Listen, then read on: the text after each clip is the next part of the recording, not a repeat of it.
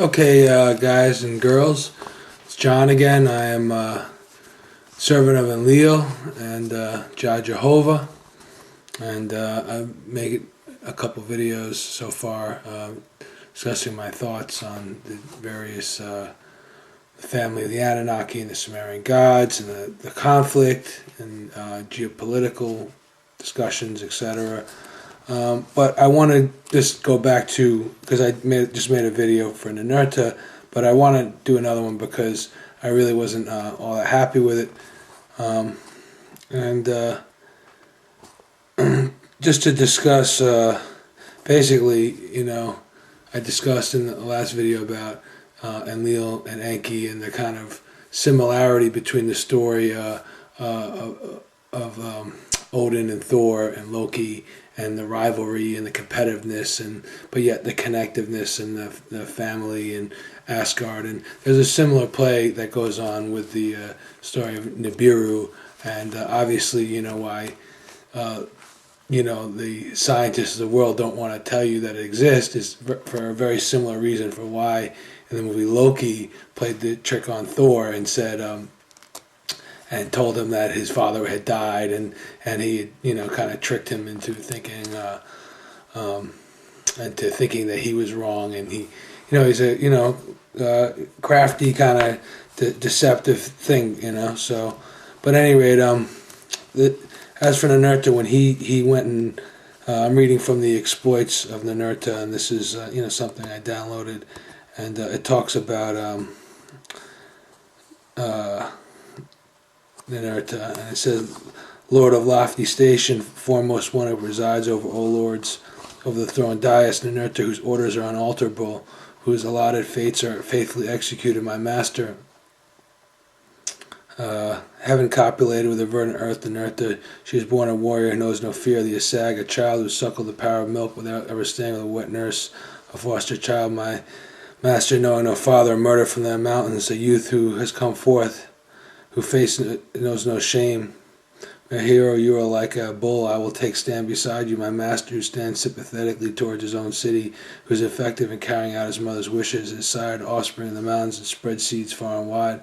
The plants have unanimously named a king over them, a great bull. It tossed its horns amongst them, the Sioux, the Sagal, the Isi, the Asuma, and the Kagina, which is hematite, and the heroic new stones, its warriors constantly come raiding the cities. For them a shark's tooth has grown up in the mountains, it has stripped the cities. Before it might the gods, the seas bow toward it. My master, this same creature has erected a throne dais and is not lying idle. Ninurta, Lord, it actually decides the lion's lawsuits just as you do. Who can compass the Exag's dread glory? Who can counteract the severity of its frown? People are terrified. Fear makes the flesh creep. Their eyes are fixed upon it. My masters, the mountains, have taken their offerings to it. Hero, they have appealed to you because of your father, the son of Enlil, Lord. Because of your superior strength, they are looking to you here. Since you are strong, my master, they are calling for your help, saying, Ninurta, that not a single warrior counts except for you. They wanted to advise you about that there have been consultations with a view of taking away your kingship. Ninurta is confident it can lay its hands on the powers received to you in the Apsu.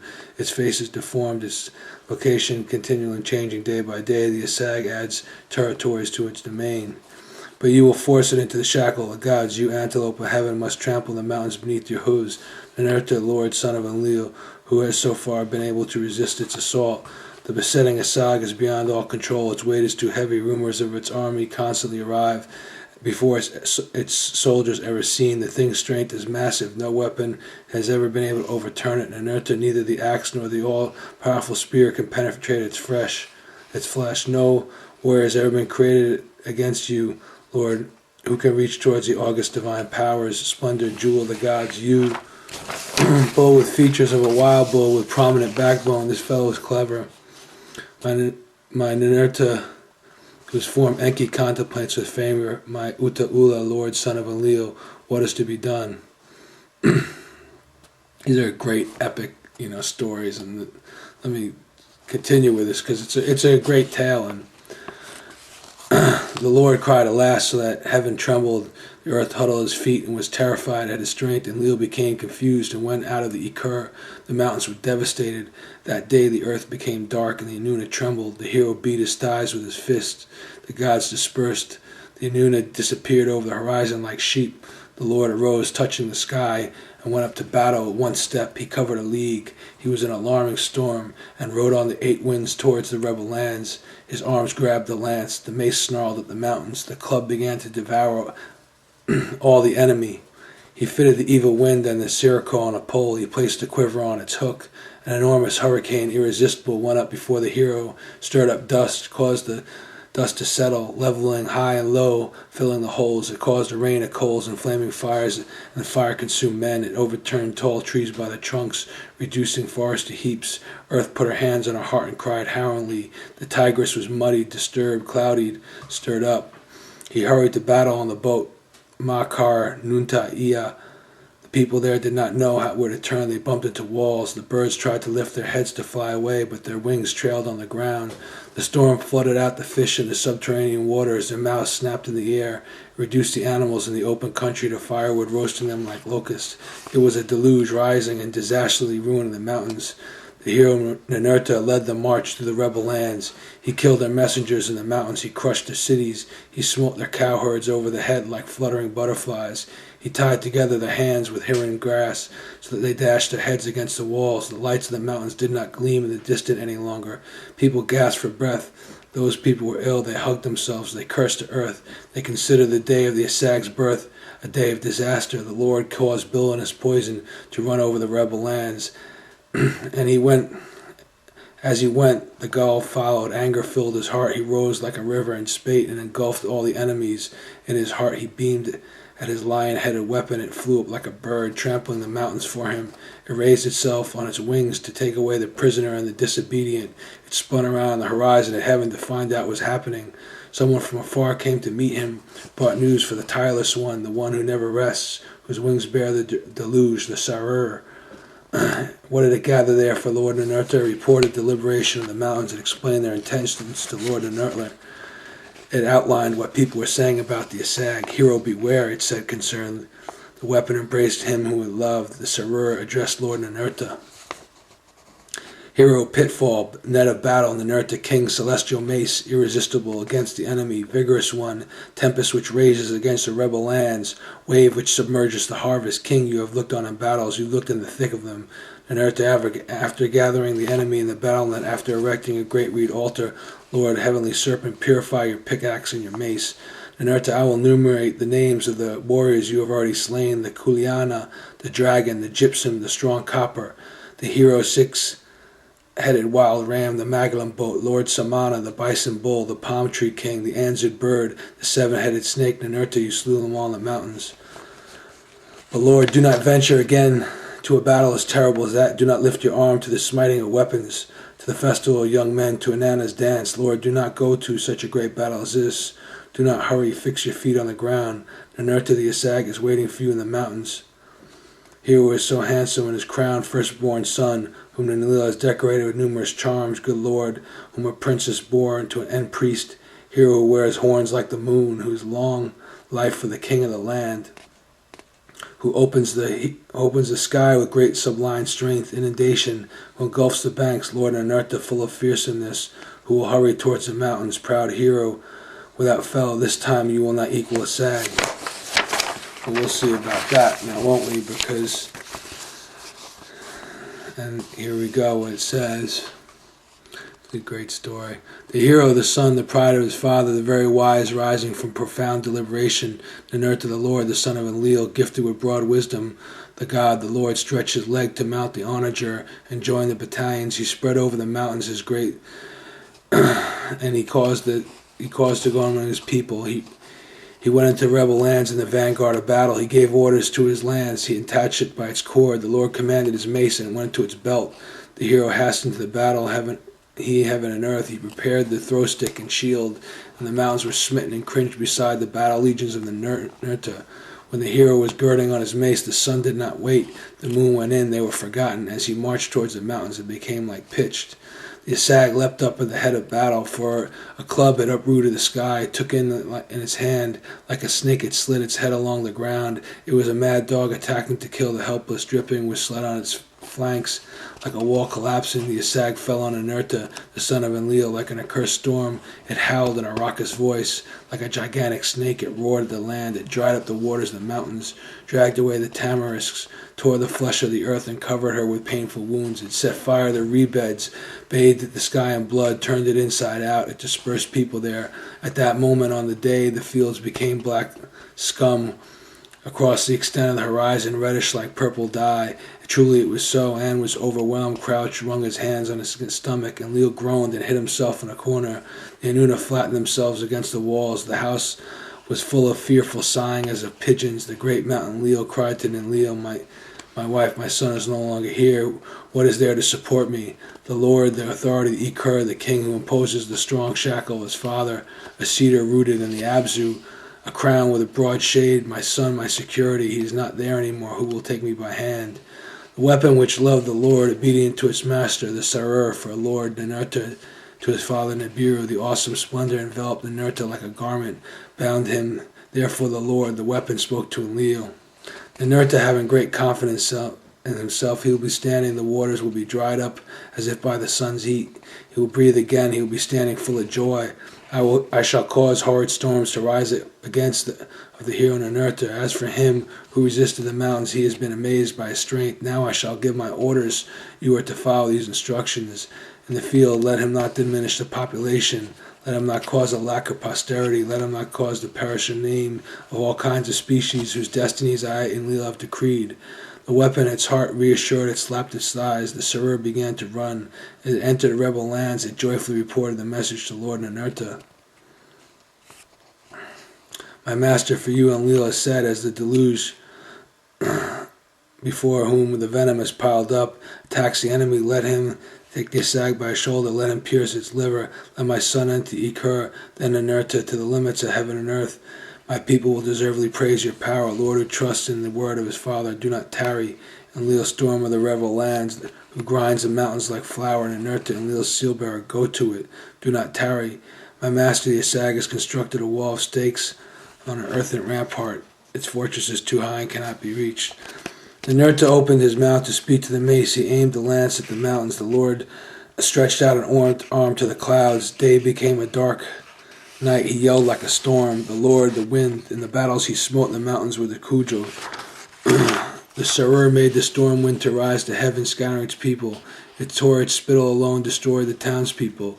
Its destructive mace set fire to mountains. The murderous weapon smashed skulls with its painful teeth. The club which tears out entrails piles up noses.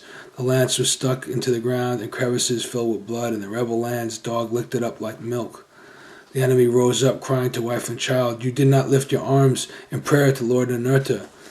The weapon covered the mountains with dust, but did not shake the heart of the Asag. The Sarer threw its arms up around the neck of the Lord. Hero, what further awaits you? Do not on any account meddle with the hurricane in the mountains. And he goes on to warn Ninurta about this. He said, but Lord Ninurta howled at the mountains. He could not withhold a roar. The hero did not address the rebel lands. He reversed the evil that had done. He smashed the heads of all the enemies. He made the mountains weep. The Lord ranged about in all directions like a soldier, saying, I will go on a rampage. Like a bird of prey, the Asag looked out angrily on the mountains. He commanded the rebel lands to be silent. Ninurta approached the enemy and flattened it like a wave. The Asag's terrifying splendor was contained. It began to fade. It looked wonderingly upwards. Like water, he agitated it. He scattered it in the mountains. Like Esperanto grass, he pulled it up. Like Esperanto grass, he ripped up. Ninurta's splendor covered the land. He pounded the Asag like roasted barley. He stomped its genitals. He piled it up like a heap of broken bricks, and heaped it up like flour as a potter does with coals. He piled it up like stamped earth whose mud had been dredged. The hero had achieved his heart's desire, and Ninurta, the son of Enlil, began to calm down. In the mountains the day came to an end. The sun bade it farewell. The Lord took his belt and mace and water. He washed the blood from his clothes. The hero wiped his brow. He made a victory chant over the dead body. When he had brought the Asag which he had slain to the condition of a shipwreck. Like a tidal wave, the gods of land came to him. Like exhausted wild asses, they prostrated themselves before him. And for this, Lord, because of this proud conduct for Ninurta, the son of Enlil, they clapped their hands in greeting. The Sarur addressed the flattering words aloud to its master.